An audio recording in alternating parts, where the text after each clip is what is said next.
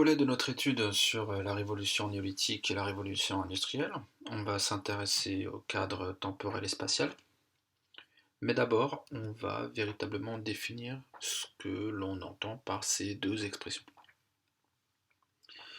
Alors, la révolution néolithique, l'expression vient de l'archéologue australien Very Gordon Childe, qui utilise pour la première fois l'expression en 1925.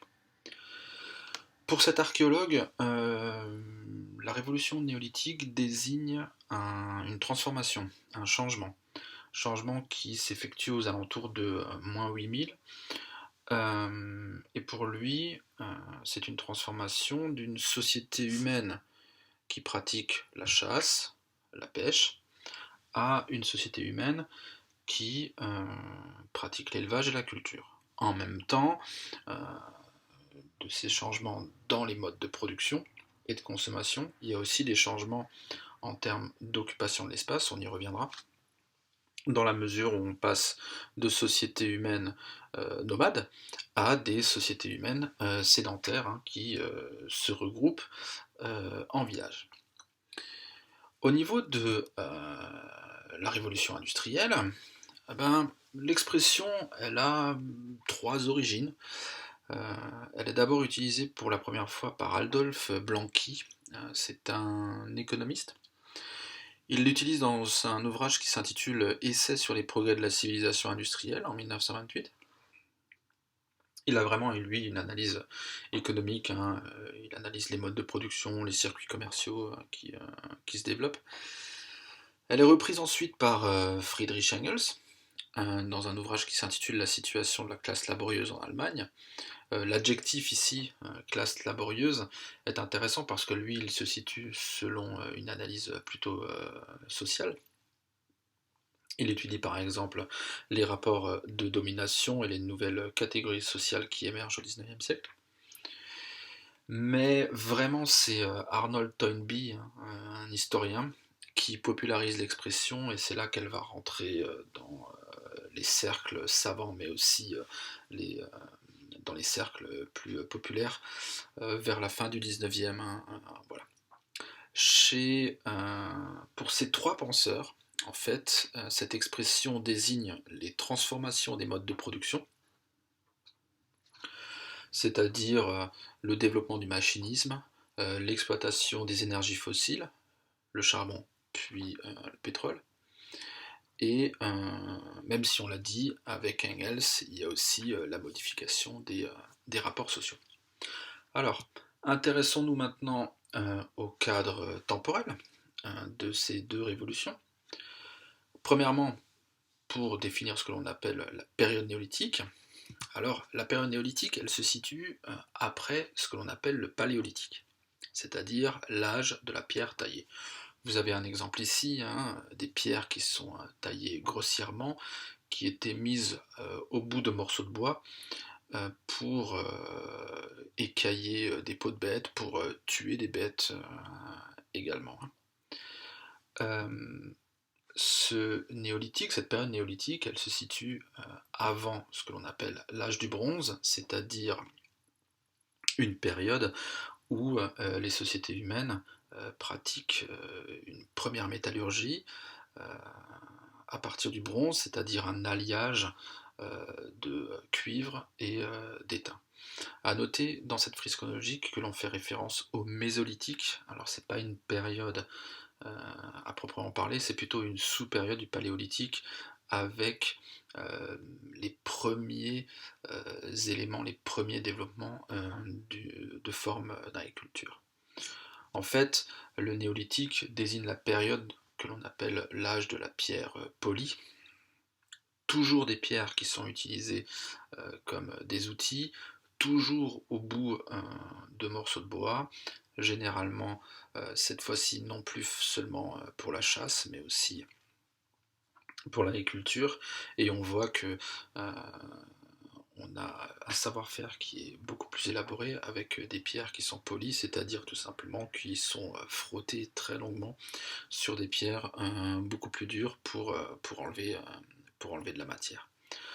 Au niveau de la périodisation, les néolithiques, on est grosso modo sur les estimations courtes, sur une période qui va de moins 8500 à moins 3000, aux alentours de moins 3000, hein, vous le savez, naît l'écriture, et c'est là qu'on rentre dans la période de l'histoire. Autrement dit, en ce qui concerne le néolithique, on est encore dans la préhistoire. Alors, bien entendu, ces dates ne sont pas figées, on y reviendra plus tard.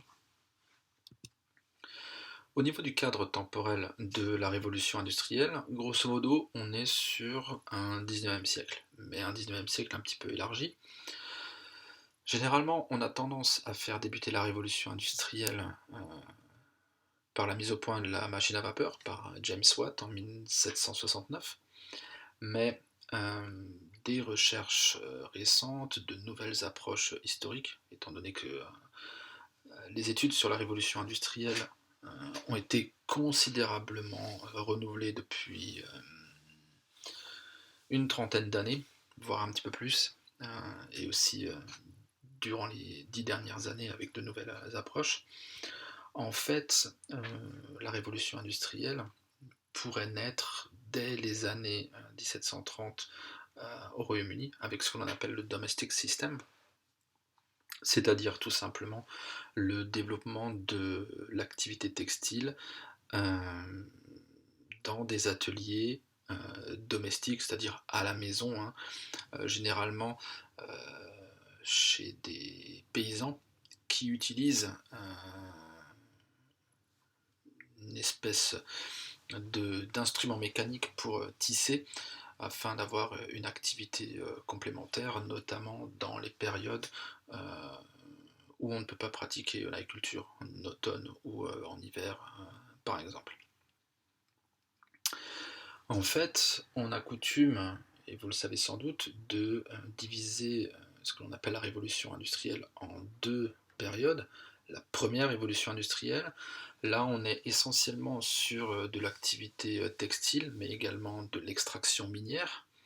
On a un petit peu de métallurgie avec la sidérurgie, et c'est vraiment le charbon qui est la source d'énergie motrice. Et aux alentours des années 1870-1880, le développement de nouvelles activités avec la seconde révolution industrielle autour de l'électricité et du pétrole. Là, on a par exemple la chimie et un peu plus tard l'automobile. Alors, il faut maintenant parler du cadre spatial. Alors, au niveau du cadre spatial, j'ai intitulé cette idée du croissant fertile au foyer néolithique, effectivement parce que pendant très longtemps, on a mis en avant que le croissant fertile, hein, c'est-à-dire au niveau du Proche-Orient, était le berceau originel de l'agriculture et que les pratiques agricoles s'étaient diffusées dans le monde entier. En fait, si le Proche et le Moyen-Orient sont effectivement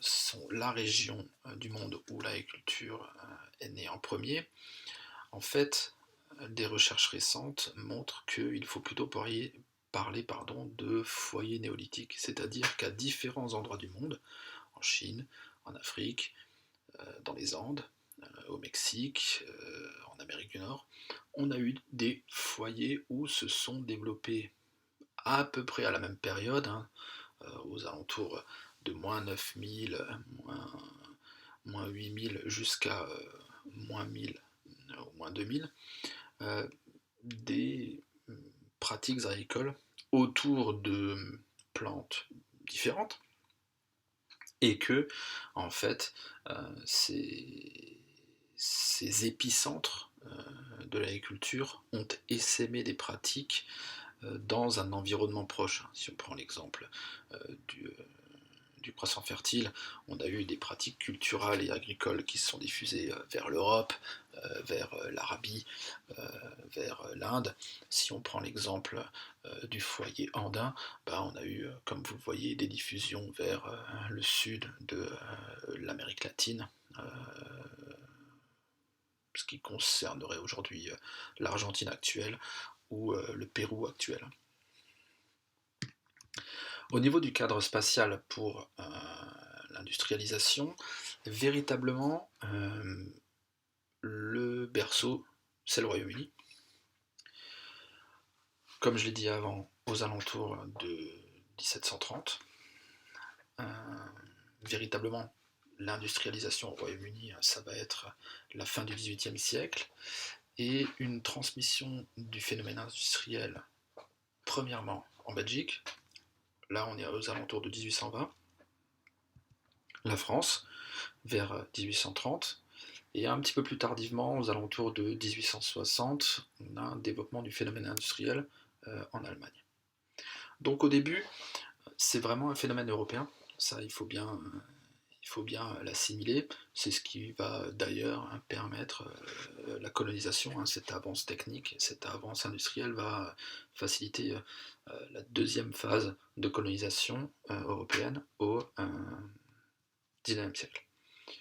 Le phénomène industriel se transmet ensuite aux États-Unis, avec le développement des transports, le développement des circuits commerciaux plus mondialisés, et au Japon. Aux États-Unis, on est aux alentours des années 1880, c'est à peu près la même période au niveau du Japon, 1880-1890. Là encore, à chaque fois, il n'y a pas un moment de rupture, une année de rupture, hein, c'est des phénomènes qui se font sur le temps long.